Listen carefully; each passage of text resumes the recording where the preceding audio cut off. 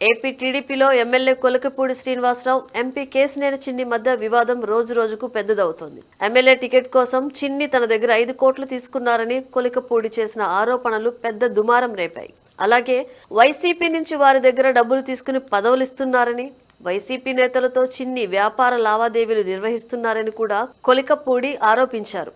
MP Kesineni చిన్నిని Tiruvuru నియోజకవర్గంలో కాలు పెట్టనివ్వనని కొలికపూడి సవాల్ కూడా విసిరారు. దీంతో ఈ వ్యవహారం అధినేత వరకు చేరింది. ముందు పార్టీ రాష్ట్ర అధ్యక్షులు పల్లా శ్రీనివాసరావు ఈ ఇద్దరు నేతలతో చర్చించాలని భావించినట్లు తెలిసింది.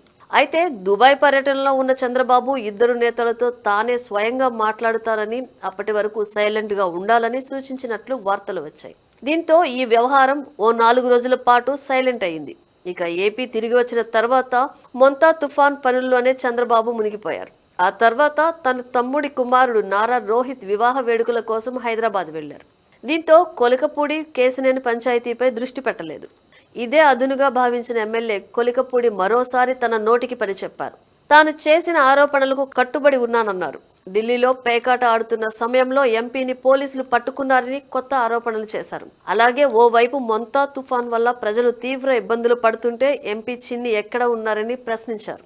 అధినేత నుంచి కార్యకర్త వరకు తుఫాన్ బాధితుల కోసం పనిచేస్తుంటే ఎంపీ ఎక్కడా అని నిలదీశారు. చిన్ని బండారం మొత్తం తన దగ్గర ఉందని కొత్త బాంబు పేల్చారు.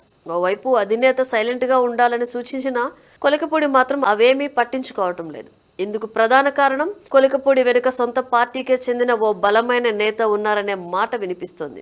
అదే సమయంలో కొలికపూడిపై చర్యలు తీసుకుంటే తన సామాజిక వర్గానికి చెందిన ఎంపీని కాపాడుకునేందుకు ఓ ఎస్సీ పైన చర్యలు తీసుకున్నారనే ఆరోపణలు వస్తాయని చంద్రబాబు ఆలోచిస్తున్నట్లు తెలుస్తోంది. అందుకే ఈ వ్యవహారాన్ని చంద్రబాబు లైట్ తీసుకున్నారనే మాట వినిపిస్తోంది.